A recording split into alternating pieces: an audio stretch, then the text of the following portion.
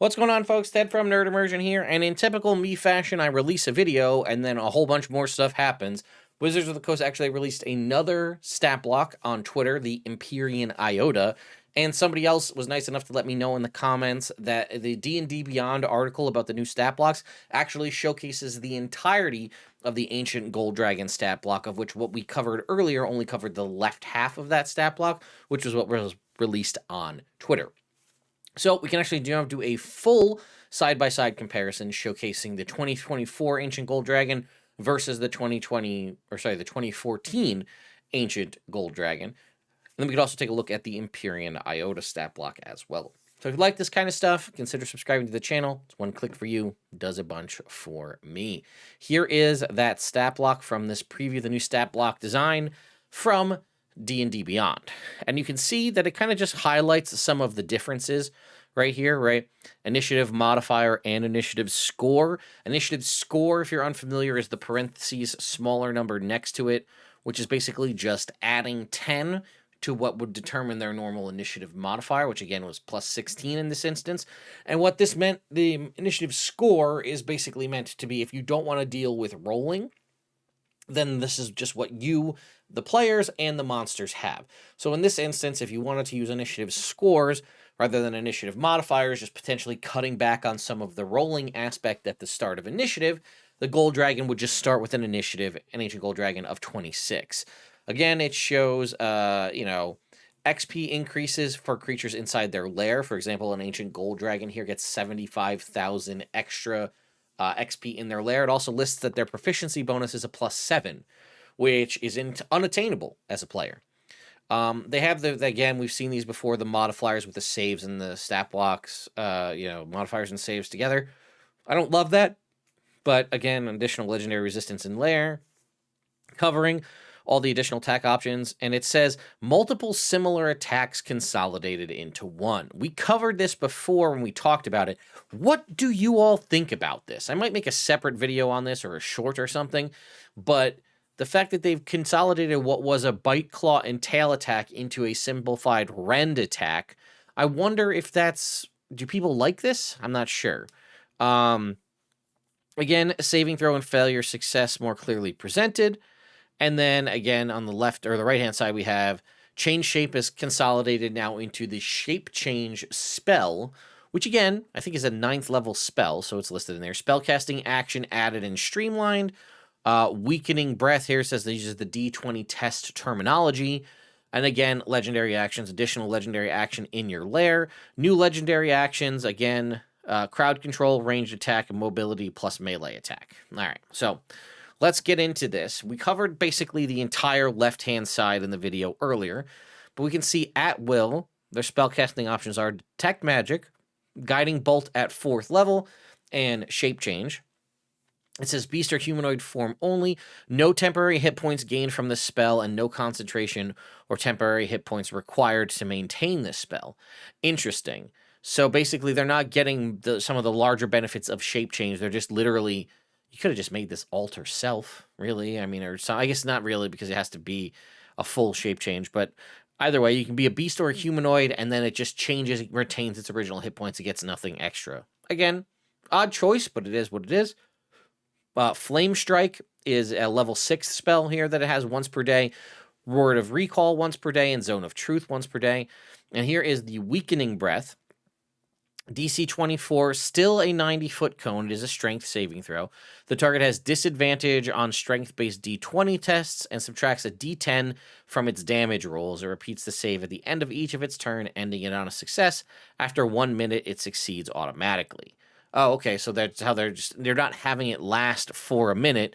They're just saying after 1 minute, it succeeds automatically, which is an odd way to change the terminology there. But if we were to look at the Weakening Breath here, still a strength saving throw, and how it said, again, like we used to have in 2014, disadvantage on strength-based attack rolls, strength checks, and strength-based saving throws for 1 minute. They can repeat the save at the end of each of their turns, ending it on a success. Now it says, just again, disadvantage on all strength-based D20 tests, which is the new consolidated language. And they subtracted D10 from their damage rolls, which they did not do previously. So that is actually a little bit of an increase in overall power.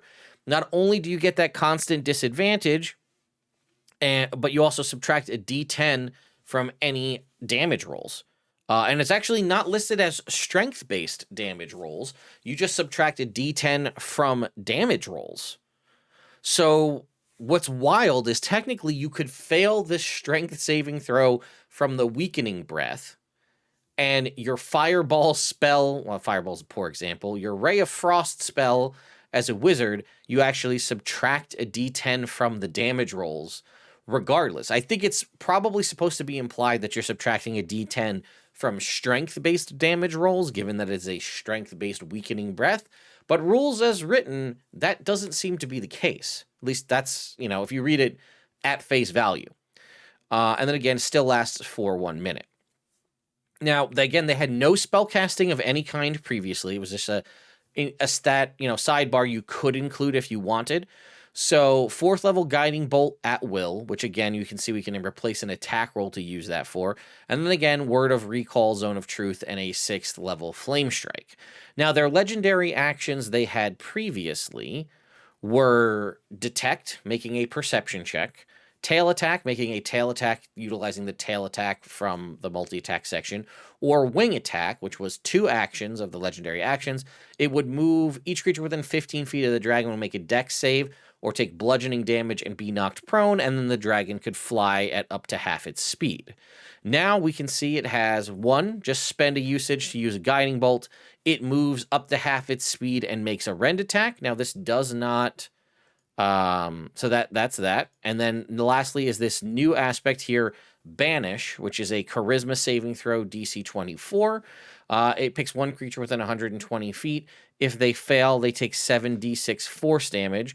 The target has the incapacitated condition and is transported to a harmless demiplane until the start of the dragon's next turn, at which point it reappears.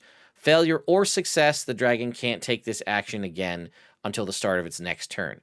Also notice that all of these just utilize 1 legendary action. None of these are utilizing multiple actions in any way. And that Banish is pretty strong. It's just, it's not actually a spell either. It's not the banishment spell.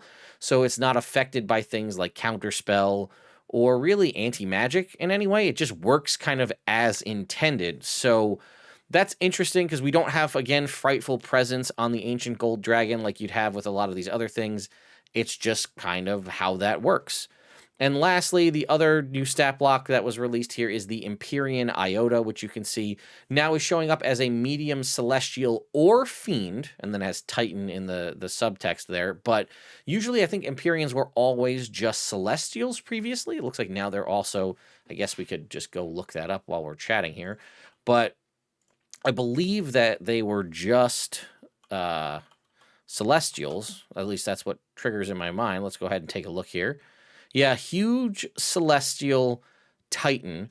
This is the Empyrean Iota, which I'm guessing is a smaller portion of that, like an iota of a traditional Empyrean. But it does have the capability of being a celestial or a fiend, which is interesting. So technically an entirely new stat block.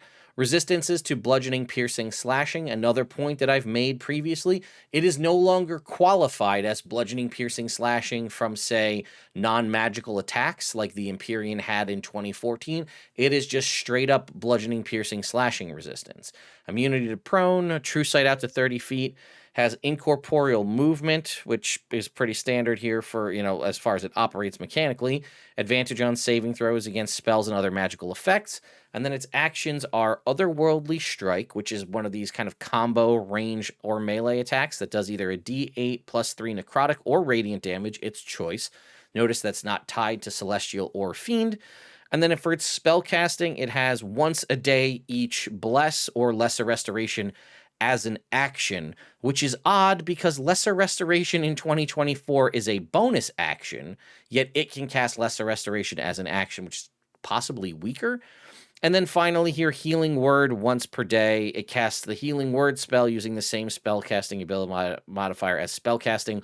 Why not just spell it out then if you're going to say this? It's just a Healing Word.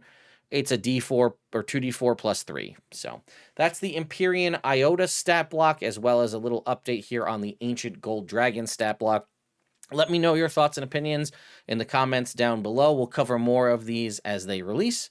And until then, thank you all so much for watching, and I'll see you next time.